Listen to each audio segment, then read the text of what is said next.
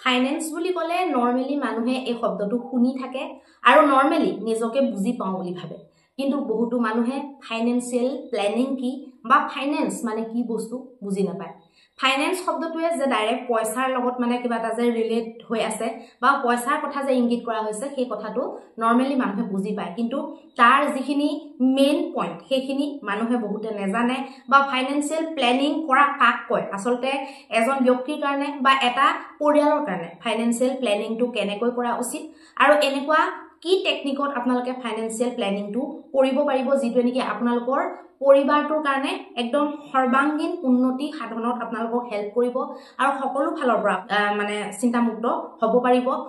আৰু কৰাৰ পিছত আপোনালোকে শান্তিৰে ৰাতি টোপনি যাব পাৰিব ফাইনেন্সিয়েল প্ল্যানিং মানে যদি আমি ইনে নৰ্মেলি অসমীয়া অৰ্থত যদি আমি বুজিবলৈ চাওঁ আপুনি বা মই বা আমি নিজে যিখিনি পইচা আয় কৰিছো বা যিখিনি পইচা আমি ইনকাম কৰিছো সেই পইচাখিনিৰ দ্বাৰা আমি কি কি এনেকুৱা কাম কৰিব লাগিব যেটো নেকি বহুত জৰুৰী আমি সেই কথাবিলাক আমি ভালকে চালিজাৰি চাব লাগিব চালিজাৰি চাই পেলাই আমি জীৱনৰ কাৰণে ফাইনেন্সিয়েল প্ল্যানিং কৰিব লাগিব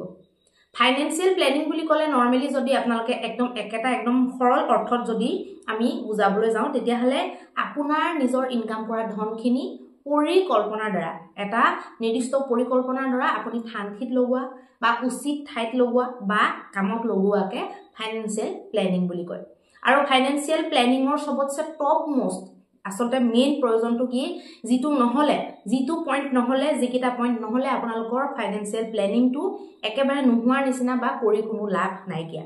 অসমীয়াত নাজানো এনেকুৱা ভিডিঅ'বিলাক মানুহে বনাইছে নে বনোৱা নাই মই চোৱা নাই বাৰু কিন্তু ভাবিলো যে মোৰ এই অসমীয়া প্ৰজন্ম চেনেলটোক মই এইবিলাক লাইফষ্টাইলৰ লগত জড়িত এইবিলাক কথাও পৰে গতিকে মই এইবিলাক কথাও সন্নিবিষ্ট কৰিম বুলি ভাবিছো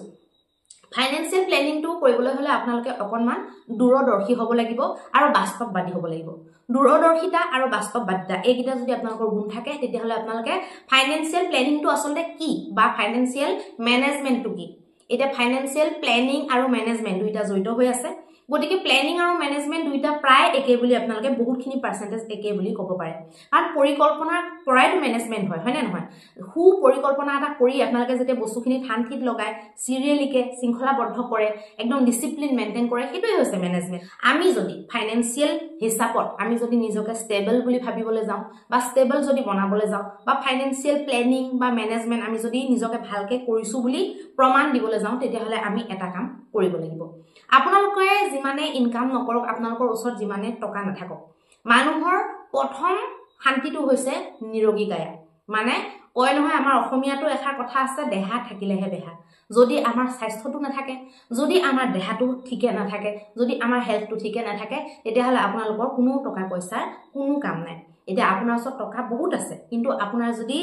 ভগৱানে নকৰক ঘপককে যদি কিবা এটা বেমাৰ হৈ যায় দিঘলীয়া যদি কিবা এটা ডিজিজ হৈ যায় আপুনি যিমান টকা আপোনালোকে ইনকাম নকৰক কিয় সেই গুটেইখিনি ধৰাচাহি কৰাৰ কাৰণে এটা আপোনালোকৰ ডিজিজে আফি হৈ পৰে গতিকে প্ৰথম আমি যেতিয়া ফাইনেন্সিয়েল প্ল্যানিংত আমি যেতিয়া নামু বা ফাইনেন্সিয়েল প্ল্যানিংটো যদি আমি সুদীৰ্ঘ কৰিবলৈ বিচাৰো ম্যানেজমেন্ট যদি আমি পইচাৰ বা ফাইনেন্সৰ ভালকে কৰিবলৈ বিচাৰো তেতিয়া হলে আমি প্ৰথম কামটো কৰিব লাগিব আমি এটা হেলথ ইন্সুৰেন্স ল'ব লাগিব এতিয়া আপোনালোকে মোৰ চেনেলটো আপোনালোকে তাৰিখবিলাক চালে গমে পাব মোৰ চেনেলটো খোলা আজি এক সপ্তাহ হোৱা নাই তো মই কোনো স্পন্সৰ্ড এটো আপোনাৰ ভিডিঅ মই নাই বনোৱা কোনো এতিয়া মোৰ তেনেকুৱা ভিউজো আহা নাই জাস্ট চেনেলটো মই ওপেনিং হে কৰিছো মোৰ আৰু এটা চেনেল আছে হেতু অলৰেডি মোৰ গ্ৰো হৈ গৈছে এটো মোৰ 2 নম্বৰ চেনেল এটো মোৰ খোলা এক সপ্তাহ হোৱা নাই গতিকে মই ইয়াত ইন্সুৰেন্স বেচিবলৈ আহা নাই আপোনালোকে বহুতে ভাবিব পাৰে আকৌ এই ইন্সুৰেন্স বেচিব নেকি এতিয়া ইন্সুৰেন্স বেচা কাৰণে মই কথাটো কোৱা নাই মই ইয়াত কোনো কোম্পানীৰ কথা উল্লেখ নাই কৰা প্ৰথম কথা হৈছে আজিকালি অফলাইন অনলাইন আপোনালোকে দুইটা ফালৰে পৰা হেলথ ইন্সুৰেন্স এটা ল'ব পাৰে আপোনালোকৰ পৰিবাৰ আপোনালোকৰ সন্তান আপোনালোকৰ পত্নী এই গুটেইবিলাকৰ সুৰক্ষাৰ এটা ছাতিৰ ভিতৰত আপোনালোকে যদি সুমাম বুলি ভাবিছে স্বাস্থ্যৰ ফালৰ পৰা স্বাস্থ্যৰ দিশৰ পৰা প্ৰথম কথা যে স্বাস্থ্যৰ যিমান পাৰে কেয়াৰ ল'ব লাগে কিন্তু যিমান কেয়াৰ লোৱা পিছতটো হ'বলগীয়াখিনি হৈয়ে যায় তাৰ কাৰণে আমাক এটা ভাল মানদণ্ডৰ হেলথ ইন্সুৰেন্সৰ প্ৰয়োজন হয় গতিকে আপোনালোকে যদি একদম মানে কম এজত যদি আছে আপোনালোকৰ বয়স যদি বহুত কম মানে ধৰক আপোনালোকৰ বয়স যদি এতিয়া 27 বছৰ 28 বছৰ 29 বছৰ 30 বছৰ আপোনালোকৰ যদি তেনেকুৱা যদি আপোনালোকে দম্পতি আৰু আপোনালোকৰ শিশুটো বা সন্তানটো জাস্ট যদি জন্ম হৈছে সন্তানটোৰ যদি বয়স বহুত কম হৈ আছে ধৰক 3 বছৰ 4 বছৰ 5 বছৰ 6 বছৰ এনেকুৱা যদি হৈ আছে আপোনালোকে মিনিমাম 5 লাখৰ ভিতৰৰ এটা হেল্থ ইন্সুৰেন্স আপোনালোকে লব লাগে মানে 5 লাখৰ মিনিমাম লবই লব কাৰণ যিকোনো আজিকালি বেমাৰ আছে ভগৱানে নকৰক সকলোৱে ভালে থাকক মই হেতুৱে বিচাৰো কিন্তু কিবা এটা যাতে হলে আমি যাতে তাৰ কাৰণে আমি যাতে পকেট খালি কৰিব নালাগে তাৰ কাৰণে হেল্থ ইন্সুৰেন্সটো কৰাটো বহুত বেছি জৰুৰী হেল্থ ইন্সুৰেন্সটো বহুতে বুজি নাপাব পাৰে অকনমান মই চমুকৈ বুজাই দিম হেল্থ ইন্সুৰেন্স এনেকুৱা এটা বস্তু এটা আপোনালোকৰ ইন্সুৰেন্স ধৰক এটা ধৰক পেকেট আৰু এটা আপোনালোকে পেকেট বুলি ধৰক এটা এনেকুৱা এটা পেকেট বা এনেকুৱা এটা পেকেজ যিটোত আপোনালোকে প্ৰতি বছৰে আপোনালোকৰ ধৰক ফৰ এক্সাম্পল আমাৰ ঘৰত এতিয়া 3টা সদস্য আছে মই মোৰ হাজবেণ্ড আৰু মোৰ ছোৱালীজনী তো আমি তিনিওটাকে আমি তিনিওটাৰ কাৰণে যদি আমি এটা হেল্থ ইন্সুৰেন্স কিনো তেতিয়াহ'লে তিনিওটাৰ হৈ পেলাই মুঠাকে পইচাখিনি আমি দিব লাগিব এক বছৰত আপোনালোকে এবাৰো পে কৰিব পাৰে মান্থলি পেও আপোনালোকে কৰিব পাৰে 3 মহিয়াকে আপোনালোকে বা 6 মহিয়াকেও আপোনালোকে পে কৰিব পাৰে হেতু নিজৰ ওপৰত কথা মই বেছি ভাল পাওঁ ইয়াৰলি পে কৰাটো মানে একদম একেবাৰে ঝামেলা মাৰি গুটে বছৰ পেমেন্টটো কৰি দিলো বস হৈ গল আজৰি গুটে বছৰটো কাৰণে জুনে যেনেকে ভাল পায় তেনেকে কৰিব কিন্তু মেইন কথা ইয়াত এটো যে হেল্থ ইন্সুৰেন্সটো মানুহৰ থাকিব লাগে সৰু মই যিখিনি এজ কলো সেইখিনি এজ গ্ৰুপৰ যদি মানুহ হয় আপোনালোকৰ মিনিমাম 5 লাখ টকাৰ এটা হেল্থ ইন্সুৰেন্স তিনিজনীও যদি ফ্যামিলি হয় তেতিয়াহলে আপোনালোকৰ থাকিব লাগে গাঁৱতো যদি আপোনালোকে থাকে তেতিয়াহলে আপোনালোকৰ থাকিব লাগে কাৰণ হেল্থ ইন্সুৰেন্সটো আপোনালোকে যেতিয়া বুজি পাব হেল্থ ইন্সুৰেন্সৰ বেনিফিটটো হৈছে আপোনালোকৰ যদি কিবা এটা তেনেকুৱা হৈ যায় আপোনালোকে যদি হস্পিটেলত এডমিট হ'বলগীয়া হয় যদি আপোনালোকে ভাল কোম্পানীৰ যদি হেল্থ ইন্সুৰেন্স এটা যদি লৈ থয় লগে লগে আপোনালোকৰ ক্যাশলেস পেমেন্ট হ'ব বহুতে ইয়াত কিন্তু পইচাৰ মাথা মাৰে মানে পইচা পোৱা কিছুমান আছে মানে এনেকুৱা ধৰক বেমাৰ হলে আপোনাক পইচাটো দি দিব কিন্তু তেনেকুৱা কেতিয়াও হেল্থ ইন্সুৰেন্স যিমান কলো আপোনালোকে নিকিনিব হেল্থ ইন্সুৰেন্স সদায় ক্যাশলেস কিনিব মানে হস্পিটেলত আপোনালোকে এডমিট হ'ল আপোনালোকে মানে পইচা কেছ পইচা দিব নালাগে এই ইন্সুৰেন্স কোম্পানীৰ ফালৰ পৰা হস্পিটেলক পে হ'ব মানে আপোনালোকক ইন্সুৰেন্স দিয়াটো নকৰিব হস্পিটেলত ডাইৰেক্ট পে হৈ গ'ল আপোনালোকে খালি নিজৰ এক্সট্ৰা মানুহৰ খৰচখিনি ধৰক কোনবা চাহ একাপ খালে বাহিৰত গৈ সেইখিনিহে নিজৰ খৰচ বাকি হস্পিটেলৰ পেমেন্ট সেই ইন্সুৰেন্স কোম্পানীটোৱে দিব কিন্তু মিনিমাম 24 ঘণ্টাৰ কাৰণে এডমিট হলেহে সেই ফেসিলিটি বিলাক পোৱা যায় আৰু এতিয়া ইমান ভাল হেল্থৰ ইন্সুৰেন্স ওলাইছে যে আপোনালোকৰ মাজে মাজে চেকআপ টেকআপো এইবিলাক ফ্ৰীকে পোৱা যায় আজিকালি আগতে নাছিলে কিন্তু এতিয়া মেটাৰনিটি মানে বেবি হলেও সিজাৰিনৰ কেছতো হেল্থ ইন্সুৰেন্সে পে কৰে তেনেকুৱাও কিছুমান হেল্থ ইন্সুৰেন্স আছে গতিকে হেল্থ ইন্সুৰেন্সটো আপোনালোকৰ লাগে সেইটো একদম 100% কাৰণ হেল্থ ইন্সুৰেন্স যেতিয়া হোৱা নাছিলে তাৰ আগত টোপনি গৈ বা খুবলে গলে যেটো চিন্তা আহে হেল্থ ইন্সুৰেন্সটো কৰাৰ পিছত মই টোপনি গৈ আৰাম পাওঁ মানে কি একদম খোলা কথা আপোনালোকৰ অন্তৰ পৰা কৈছো মানে এটা মানসিক শান্তি এটা আছে মানসিক শান্তিটো কি মানে ঘবকে কিবা এটা হলো আমাৰ পকেটৰ পৰা আমাৰ কষ্টৰ ইনকামটো ওলাই না যায় যেটো ধৰক হোৱা নাই এটা নহবও পাৰে এটা বহুতে ভাবিব যে বেমাৰটো নহলে পইচাখিনি ইনে যাব বেমাৰটো নহলে পইচাখিনি ইনে যোৱাটো ডাঙৰ কথা নহয় ঘবককে যদি আপোনালোকৰ বেমাৰটো হৈ যায় বেমাৰটো হৈ গৈ পেলা আপোনালোকৰ একাউণ্টৰ পৰা বহুত গুছি যোৱাতকে সামান্য এটা পেমেন্ট আপোনালোকে বছৰি কৰি আছে বছৰি কিটো নাই হোৱা যদি আপোনালোকৰ বেমাৰ নাই হোৱা এডমিট নাই হোৱা তেতিয়াহলে তো ঈশ্বৰৰ ধন্যবাদ বহুত ভাল কথা আপোনালোকে এডমিট হ'ব লগা হোৱা নাই কিন্তু বাইচান্স যদি হৈ যায় যাতে আপোনালোকে বাছে তাৰ কাৰণে একদম সেফটিৰ কাৰণে পৰিয়ালটোৰ সুৰক্ষাৰ কাৰণে প্ৰথম পইণ্টটো হৈছে হেল্থ ইন্সুৰেন্স হেতু আপোনালোকৰ থাকিবই লাগে ফাইনান্সিয়েল প্ল্যানিংৰ বা ফাইনান্সিয়েল ম্যানেজমেন্টৰ বা ফাইনান্সিয়েল ফ্ৰীডমৰ প্ৰথম সিৰি হৈছে হেল্থ ইন্সুৰেন্স হেল্থ ইন্সুৰেন্সৰ পিছত আহি যাব আমাৰ টাৰ্ম ইন্সুৰেন্স মানে কি দুইজন মানুহে যদি ইনকাম নকৰে ধৰি লওক ফৰ এক্সাম্পল কোনোবা এটা পৰিয়ালত এজন পুৰুষ থাকে পুৰুষজনে ইনকাম কৰে মহিলাগৰাকীয়ে ইনকাম নকৰে তেনেকুৱাৰ ক্ষেত্ৰত আপোনালোকে 25000ৰ ওপৰত যদি আপোনালোকৰ মান্থলি ইনকাম হয় তেতিয়াহলে আপোনালোকে এটা টাৰ্ম ইন্সুৰেন্স কৰিব পাৰে হেল্থ ইন্সুৰেন্সত যিমান টকা দিব লাগে তাতকে বহুত হাজাৰ গুণ কম টাৰ্ম ইন্সুৰেন্সত পে কৰিব লাগে 599 মানৰ পৰা টাৰ্ম ইন্সুৰেন্স আৰম্ভণি হয় টাৰ্ম ইন্সুৰেন্সটো কৰি থলে কি হয় ধৰি লওক ফৰ এক্সাম্পল আপোনালোকে 50 লাখ টকাৰ টাৰ্ম ইন্সুৰেন্স কৰি আছে মাহে মাহে আপোনালোকে ক্ষুদ্ৰ এটা পেমেন্ট কৰি থাকিব লাগিব যদি বাই চান্স ঈশ্বৰে নকৰক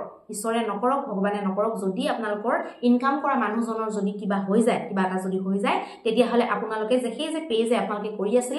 হেতুৰ হিচাপত হেতুৰ মানে বদলি আপোনালোকক সেই 50 লাখ টকাটো দি দিব ইন্সুৰেন্স কোম্পানীয়ে কাৰণ মানুহজন যদি গুছি যায় কিবা কাৰণত যদি মানুহজন ঢুকাই যায় মেইন মানুহজন তেতিয়া সেই পৰিয়ালটো উঠিবলে পৰিয়ালটো গিৰি যাব মানুহজন ইনকাম মানুহজন নোহোৱাৰ লগে লগে সেই পৰিয়ালটোৰ গুটেখিনি ভৰণ পোষণ কৰিবলৈ বা পৰিয়ালটো আকৌ ষ্টেবল হ'বলৈ এটা বেকআপ সেই 50 লাখ টকাটো আপোনালোকে ইন্সুৰেন্স কোম্পানীৰ ফালৰ পৰা পাই যাব কিন্তু শৰ্ত এটাই ভালকে চাইছতি ভালকে নিজৰ ৰিসাৰ্চ কৰি পেলাই আপোনালোকে হেল্থ ইন্সুৰেন্স বা টাৰ্ম ইন্সুৰেন্স সিলেক্ট কৰিব টাৰ্ম ইন্সুৰেন্সটো বহুত মানে জৰুৰী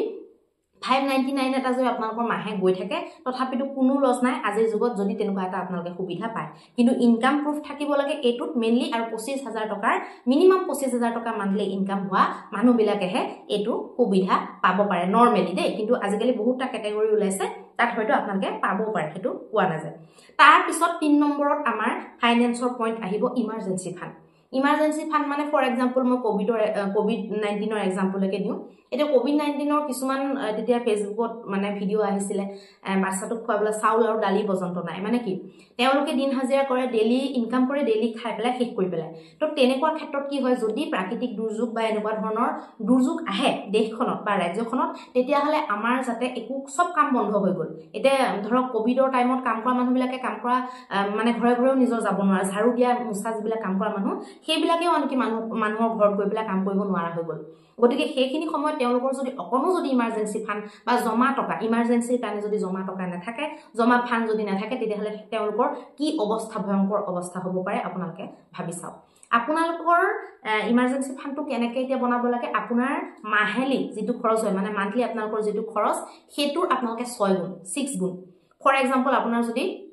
50,000 টকা যদি মান্থলি আপোনালোকৰ খৰচ হয় 50,000 টকা 50,000 টকাকে 6 মাহৰ কাৰণে আপোনালোকে থৈ দিব লাগে হেতু ইমাৰ্জেন্সি ফান্ড বুলি কয় ইমাৰ্জেন্সি ফান্ড মিনিমাম 3 মাহত হ'ব লাগে আৰু সবতছে ভাল 1 বছৰৰ কাৰণে থোৱাটো মানে 1 বছৰত 12 মাহত আপোনালোকৰ মান্থলি যিমান খৰচ হ'ব তাৰ 12 গুণ হ'ব আৰু 6 মাহৰ কাৰণে থলে মান্থলি যিমান খৰচ হয় তাৰ মানে 6 গুণ হ'ব আৰু 3 মাহৰ কাৰণে থলে 3 গুণ হ'ব এতিয়া ধৰি লওক ফৰ এক্সাম্পল 50,000 যদি টকা আপোনালোকৰ দৰকাৰ হয় মান্থলি তেতিয়াহলে তাৰ 3 গুণ মানে আপোনালোকে 1.5 লাখ টকা ইমাৰ্জেন্সি ফান্ডটো হৈ যায় তো হেতু 3 নম্বৰ এই তিনটা সিৰিলেকে যদি আপোনালোকে পাই যায়গে তেতিয়াহলে মানে একদম অটোমেটিক্যালি আপোনালোকে ফাইনান্সিয়াল ফ্ৰীডমত মানে গুছি গল বুলি আপোনালোকে ধৰি লব পাৰে এই তিনটা সিৰি নকৰাকে এই তিনটা কাম নকৰাকে আপোনালোকে যি কোনো মানে বীমা কৰক আপোনালোকে যি নকৰক পোষ্টেলত হক যি মিউচুৱেল ফান্ড শেয়াৰ মাৰ্কেট কৰক সকলো মিছা কাৰণ এই তিনিটা যদি আপোনালোকে কৰা নাই তেতিয়াহলে কোনো শেয়াৰ মাৰ্কেট কোনো মিউচুৱেল ফান্ড কৰি লাভ নাই এতিয়া এই তিনটা যদি আপোনালোকে কৰি ললে মানে আপোনালোকে পুৰা সিকিউৰ আপোনালোকৰ ফ্যামিলিটো সিকিউৰ হৈ গল স্বাস্থ্যৰ ফালৰ পৰা ইমাৰ্জেন্সি ফান্ডৰ ফালৰ পৰা আৰু মানে ঘপককে যদি অবাঞ্ছিত যদি মৃত্যু আহে তাৰ কাৰণে আপোনালোকে ধৰক সাজু হৈ গল এতিয়া ইয়াৰ পিছত আপোনালোকৰ ইনভেষ্টমেন্ট আহিব এই সেভিংস তো বেলেগ এতিয়া ইমাৰ্জেন্সি ফান্ডটো আপোনালোকে সেভিংস বুলি ধৰিব পাৰে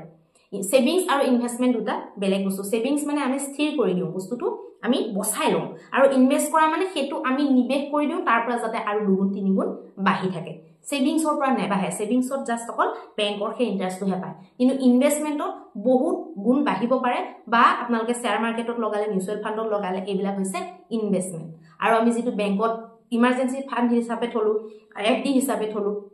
হেবিলাক আপোনাৰ কবলে গলে আপোনাৰ সেভিংস বুলি আপোনালোকে ধৰিব পাৰে নৰমালি আৰু এনে থৈ দিয়াটো সেভিংস বুলি কব বেংকত থোৱাটো এটা এইকেইটা কৰাৰ পিছত ইনভেষ্টমেন্টৰ ক্ষেত্ৰত আপোনালোকে মিউচুৱেল ফান্ডত ইনভেষ্ট কৰিব পাৰে হেতু নিজে ভালকে চাই লব লাগে মিউচুৱেল ফান্ডৰ আপোনালোকে যিবিলাক ডাঙৰ ফান্ড মানে ইনডেক্স ফান্ড ইনডেক্সত আপোনালোকে ডাঙৰ ফান্ডতকেও ডাঙৰ ফান্ডৰো যেটো বাপে হেতু হৈছে ইনডেক্স ফান্ড ইনডেক্স ফান্ডত আপোনালোকে মিনিমাম নিবেশ কৰিব লাগে ইনডেক্স ফান্ডত কৰাৰ পিছত আপোনালোকে লাৰ্জ কেপত আপোনালোকে ভালকে চাইছুতি নিজৰ ভালকে ৰিসাৰ্চ কৰি মিলি আপোনালোকে কৰিব লাগে তাৰ পিছত আপোনালোকৰ যদি ধৰক ছোৱালী সন্তান আছে সুকন্যা সমৃদ্ধি কৰিব পাৰে আৰু যদি লৰা সন্তান আছে পিপিএফ কৰিব পাৰে বা বিভিন্ন এনেকুৱা থাকে লৰা সন্তানৰ কাৰণে বেলেগ বেলেগ কোম্পানীৰ সেইবিলাক আপোনালোকে এটা চুজ কৰিব পাৰে আৰু এটা আপোনালোকে কৰিব পাৰে গোল্ডত আপোনালোকে নিবেশ কৰিব পাৰে গতিকে আপোনালোকৰ প্ৰথম তিনটা সিৰি হেল্থ হৈ গল টাৰ্ম হৈ গল ইমাৰ্জেন্সি ফান্ড হৈ গল তাৰ পিছত ছোৱালীৰ ক্ষেত্ৰত সুকন্যা লৰাৰ ক্ষেত্ৰত পিপিএফ বা অন্য কিবা আপোনালোকে কৰিলে গোল্ডত সিলভাৰত অলপমান নিবেশ কৰিলে সিলভাৰটো সেকেন্ডাৰী গোল্ডত আপোনালোকে নিবেশ কৰিলে তাৰ উপৰি আপোনালোকে ইমাৰ্জেন্সি ফান্ড ওকে ইনডেক্স ফান্ডত আপোনালোকে নিবেশ কৰিলে তাৰ উপৰি আপোনালোকে যদি ভালকে যদি আপোনালোকৰ বুজন শক্তি কিমানখিনি ডেভেলপ হৈছে আপোনালোকে যদি শেয়াৰ মাৰ্কেটৰ কথা যদি বুজিছে বা জানিছে তেতিয়াহলে আপোনালোকে লং টাৰ্মৰ কাৰণে শেয়াৰ মাৰ্কেটত ষ্টকত আপোনালোকে নিবেশ কৰিব পাৰে ইটিএফত আপোনালোকে নিবেশ কৰিব পাৰে গতিকে এইখিনি বৰ